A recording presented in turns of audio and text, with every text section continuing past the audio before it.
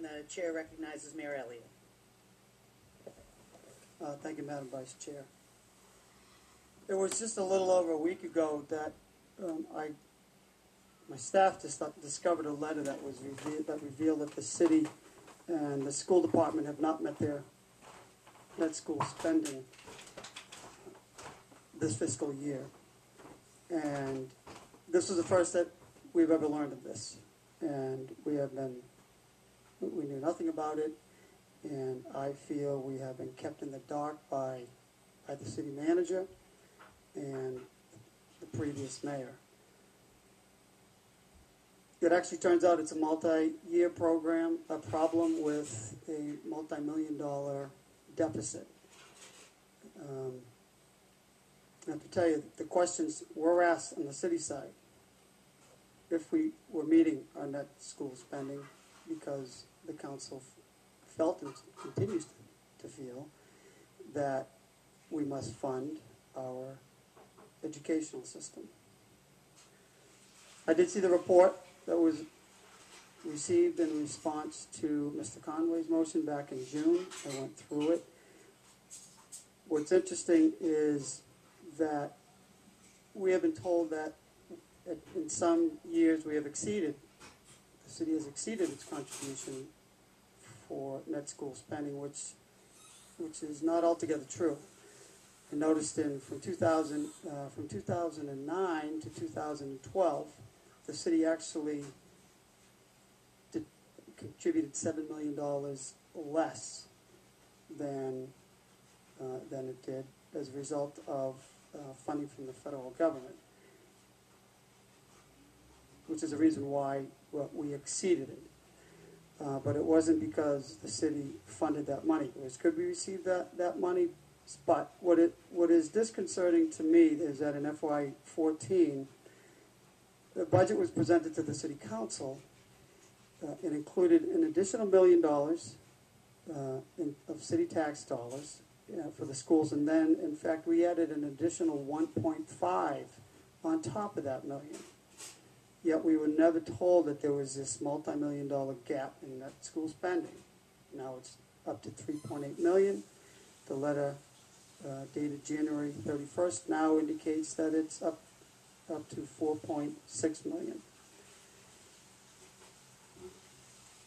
And to me, this is negligence on part of the administration. We should have been made aware of this huge deficit a long time ago, and I'm going to explain why.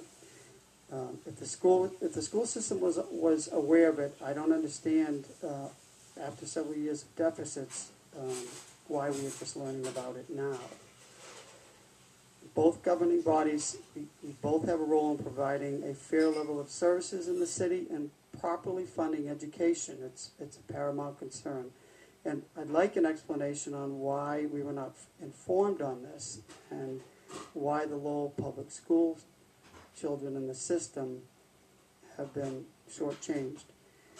If you look at the net school funding schedule over the past few years, you will see that the manager plugged the shortfall with non-recurrent error funds. These are the stimulus funds the federal and state government gave to local governments to stimulate the economy. They were a short-term infusion of cash to kickstart the economy, and we all knew it would come to an end. And again, we were not informed that this was a solution chosen by the administration to fix the problem. We were led to believe the finances were sound, and they clearly were not. So I do feel the manager has been negligent in addressing this issue, and he has left the school system and the city in a tenuous position. Now, I can't fathom why we would get a recommendation to put $7 million in a stabilization fund for future retiree benefits when knowingly we were faced with a $4 million shortfall for the children currently in the school system. I think it's like saying I'll put away money for when I retire when I'm 70, but I'm not going to pay my mortgage today. It makes no sense. It defies logic. And it's bad fiscal management. So I support the motion by Mr. Conway, but I would like to know why we were not made aware of this of this recurring deficit problem?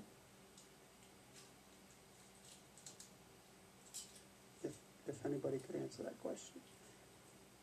Or if it was made clear, was it made clear to, by this committee and the superintendent to the administration?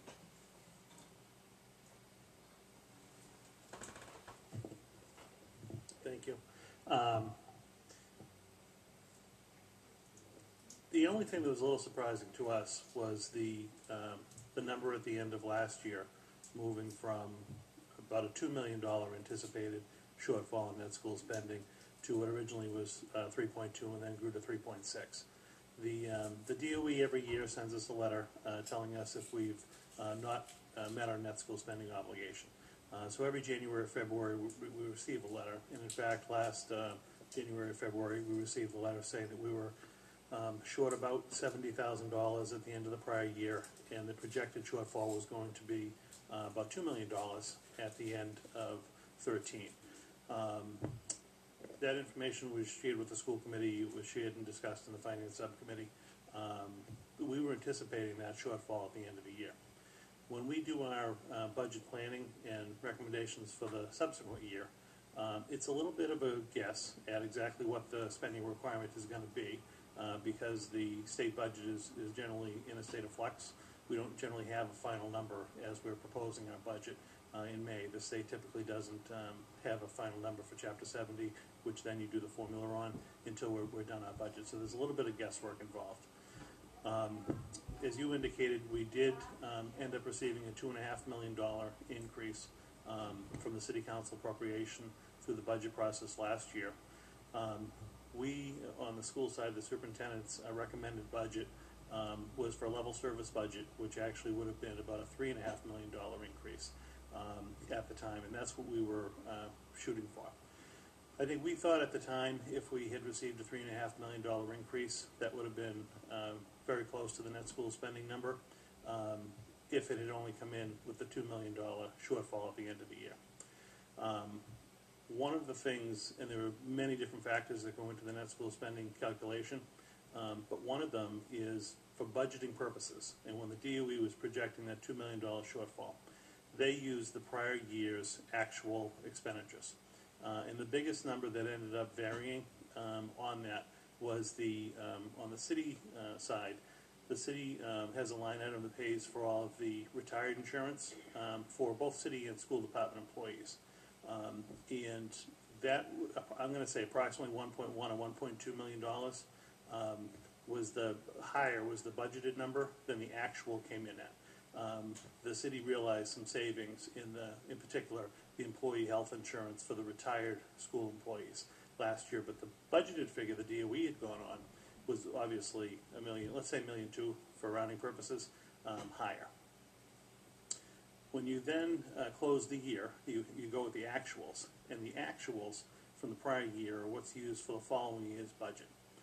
So that $1.2 million in savings in 13, that was the actual number, was $1.2 million down, and because that's also the budgeted number for 14, that was really about a $2.5 million swing in the total net school spending calculation, because you don't get the credit for it in 13 because it wasn't spent, and also then that's the number that's used for the budget in 14. So between that, and then there were other, obviously the cash contribution didn't change, but there were other service lines that do fluctuate a little bit up and down each year. And I think the total fluctuation was about $800,000 if you take a look at the actual net school spending on the service side from last year on the city side. That obviously compounded the situation, which went from the $2 million, which was anticipated and discussed, to the 3.2, I think, is what we were actually anticipating going into the budget cycle. When we actually do our end of the year report, that gets worked on all through the fall. It gets submitted to the DOE. I actually, December and January, went back and forth with the DOE a little bit about some of the numbers to verify them. And I want to say mid-January or so, end of January, they finally posted our preliminary numbers, which I was waiting for to respond to Mr. Conway's motion, because we wanted to look at a historical trend on a number of years, city contributions and net school spending.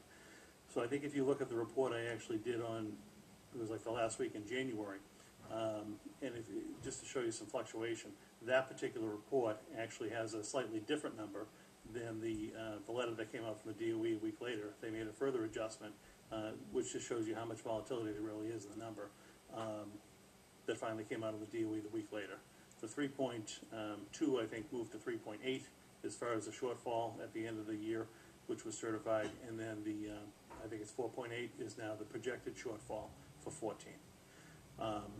We're actually on our end of the year report right now, still going through our audit for last year.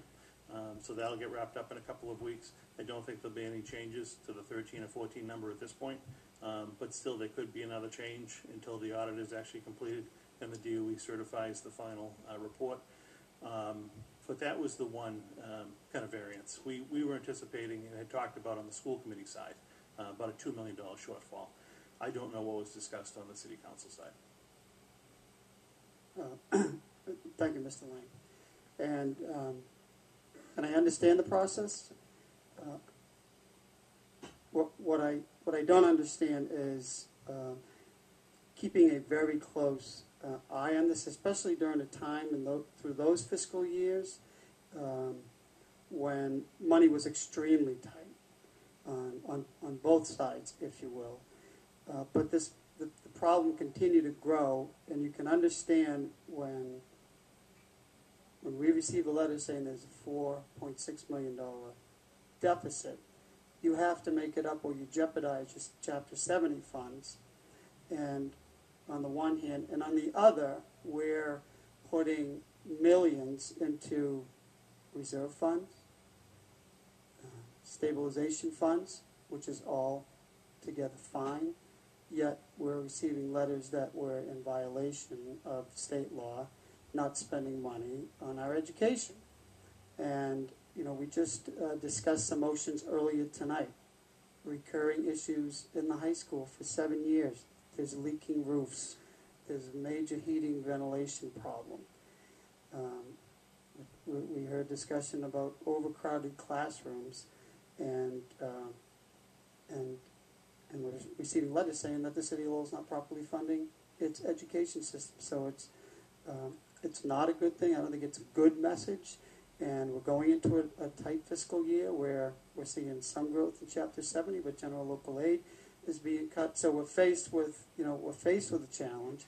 And I understand there can be some fluctuations, Mr. Lang, but we're looking at almost $5 million. We're looking at $4.6 million that we have to make up.